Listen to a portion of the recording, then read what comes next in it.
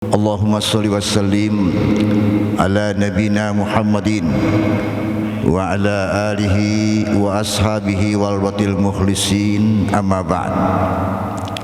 Faqala Allah ta'ala fi kitabil karim, a'udzu billahi minasy syaithanir rajim, ya ayyuhalladzina amanu taqullaha haqqa tuqatih wa la tamutunna illa wa antum muslimun. Kaum muslimin rahimakumullah, jamaah duhur Masjid Agung Al-Barkah yang insyaallah dimuliakan Allah Subhanahu wa taala. Alhamdulillah wa syukrillah, dengan izin Allah, kudrat dan irada, kembali siang ini kita masih diberikan kesempatan kembali oleh Allah untuk melakukan berbagai kegiatan aktivitas dalam kehidupan kita sehari-hari. Khususnya kita bisa melaksanakan sholat duhur berjamaah. Mudah-mudahan langkah kaki, ayunan tangan Bapak Ibu hadirin sekalian datangnya ke Masjid Agung Al-Barkah dicatat menjadi ladang kesolehan kita sebagai tabungan nanti di akhirat. Kaum muslimin rahimakumullah, judul kultum kita tidak lain adalah sangat ringan: hiasi lisan dengan kejujuran. Mulut alias lidah, lisan adalah alat komunikatif kita untuk bisa melakukan berbagai kegiatan aktivitas dari sisi lisan lidah kita. Lisan lidah kita mampu menyampaikan kepada saudara-saudara kita yang akan diajak bicara, pasti akan membuahkan, menghasilkan nilai-nilai yang bermanfaat kalau lisan itu di backup dengan kejujuran. Jujur kehidupan manusia merupakan bagian daripada akhlakul karimah. Oleh karena itu di dalam surat At-Taubah ayat 119, a'udzu billahi minasyaitonir rajim, ya ayyuhalladzina amanu taqullaha wa kunu ma'as shadiqin. Wahai orang yang telah beriman, ittaqullah, takwalah kalian kepada Allah, takutlah kalian kepada Allah. Kemudian dengan rasa takutnya kepada Allah, kita merasa diawasi, dimonitor oleh Allah. Kalau takut kepada Allah dalam upaya memiliki rasa khauf kepada Sang Khalik Allah, maka disebutkan selanjutnya ayat itu, wa kunu ma'as shadiqin, bergabunglah dengan orang-orang yang jujur. Kaum muslimin rahimakumullah, oleh karena itu mulut, lidah, lisan kita yang bisa menjadi aktual dalam kehidupan kita kalau tentunya mulut, lidah, lisan itu di backup dengan nilai-nilai kehususan yang ada dalam lubuk hati kita.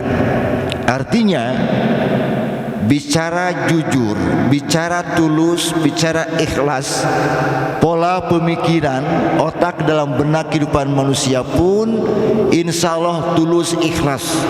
Tidak ada dalam otak benak seseorang itu melahirkan pola pemikiran, pemahaman yang kontraproduktif dengan nilai-nilai akidah dan syariah. Nah, syarat utama orang itu bisa jujur kalau di dalam kolbunnya, dalam hatinya itu yang harus dicuci dulu, dibersihkan dulu. Kenapa? Karena lisan, kuping, pendengaran, bahkan mata, bahkan hati itu nanti akan dimintai pertanggungjawab oleh Allah. Innas sam'a, kuping pendengaran kita, wal basor, mata kita, wal fuad, hati kita, kullu ulaika kana mas'ula, semua akan ditanya, akan dimintai pertanggungjawab masing-masing. Mata kita mana yang paling banyak, mata itu untuk membacakan ayat Al-Quran, atau mata kita lebih mengarah kepada HP, handphone? Berapa banyak satu hari satu malam, berapa jam seorang melihat handphone ketimbang baca Al-Quran? Itu akan dimintai pertanggungjawab oleh Allah Subhanahu wa Ta'ala. Kuping pendengaran kita, mana yang paling banyak? Kuping itu mendengarkan ayat-ayat Allah, atau kuping itu lebih banyak mendengarkan hal-hal yang menyangkut persoalan-persoalan, entah lagu dangdut, lagu pop dan sebagainya? Ini akan ditanya. Hati pun juga ditanya. Ke dalam kalbun ini, inna fil jasadi mudghah, di dalam jasad kita ini ada segumpal darah. Di segumpal darah itu hakikatnya apa? Ada dalam hati kita, wahya qalbun. Dalam qalbun ini banyak Bapak Ibu sekalian sifat-sifat buruk yang tercela, atau sifat-sifat yang tercela yang bisa merusak nilai ibadah kita. Sifat buruk yang tercela melubuk hati kita harus dicuci, harus dibersihkan. Kalau hati kita tidak pernah dicuci, dibersihkan, lewat ngomong pun ngomongnya auntah, ngabala kata orang Jawa Barat. Dalam pikirannya pun juga pikiran yang muncul, pikiran yang ngeres. Tidak ada pola pemikiran yang islami. Kata Nabi, hahuna, hakikat sentral manusia itu ada dalam kalbun, ada dalam hati. Oleh karena itu, upaya kita dalam mereka membersihkan itu dicuci.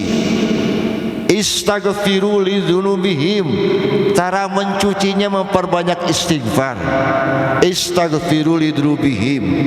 Atau yang lain, walladzina idza fa'alu fahisatan aw zalamu anfusahum zakarullah fastaghfiru lidzunubihim wa ma yaghfiru dzunuba illallah wa lam yusiru ala ma fa'alu hum ya'lamun. Kita harus bersihkan.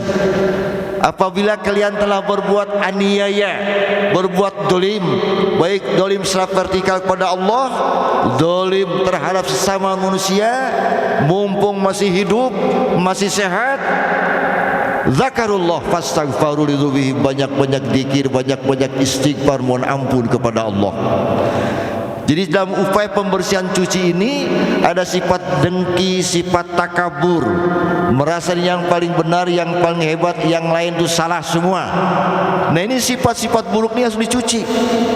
Cuci tadi dengan zikir, banyak istighfar kita pada Allah secara vertikal, banyak mengkoribkan diri dalam bentuk menambah ibadah sunnah tambahan atau ibadah-ibadah tatawu. Paman tata'a khairan fahuwa khairul lah.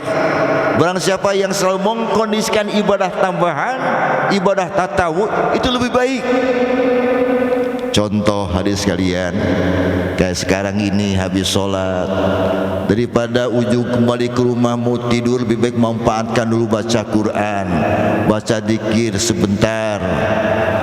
Kondisikan setiap waktu, setiap hari kita nih diupayakan one day one zud, one day one surah. Jangan nunggu Ramadan nanti, baca saja. Apalagi habis sholat subuh, kita langsung berzikir, beristighfar, baca Quran di akhir dengan sholat surut 2 rakaat, maka nilai 2 rakaat surut itu sama seperti melaksanakan ibadah umrah. Banyak ibadah-ibadah tambahan kita. Malam hari kita bertahajud, wa minal lail fatahajjad bihi nafilatan lak asa ayyab'asaka rabbuka maqaman mahmuda. Coba kalian bangun malam, dari sekian malam itu bangun, entah 2/3 malam, 1/3 malam, bertahajud. Fungsi tahajud itu mengkomunikasikan nilai, berkomunikasi dengan Sang Khalik Allah supaya hati kita tenang, tentram dan penuh kedamaian. Itu Pak.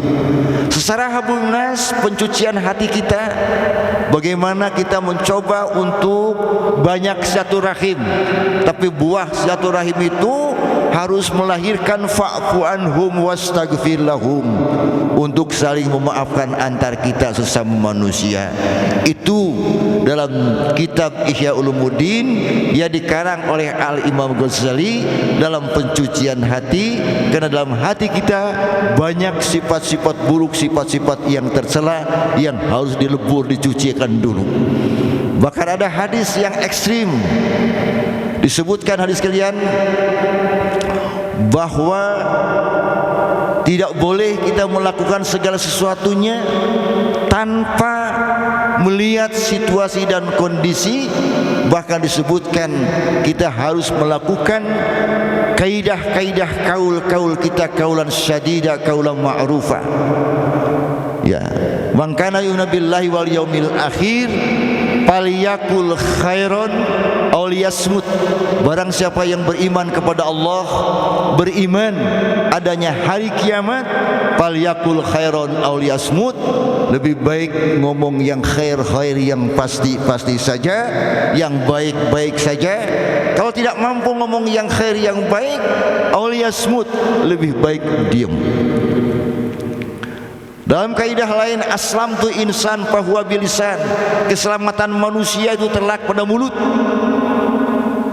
Gara-gara mulut menjadikan hidup tidak kondusif, gara-gara mulut melahirkan fitnah sampai kemana-mana.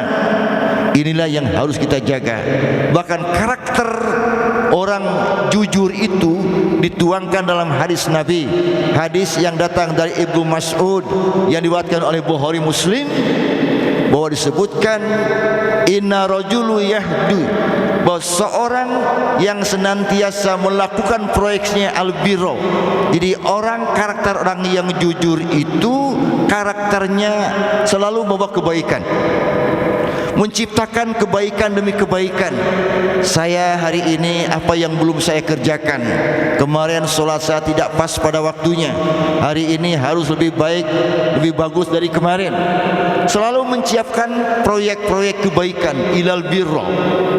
Setiap perbuatan yang baik tentunya haransinya jaminnya surga jannatun naim.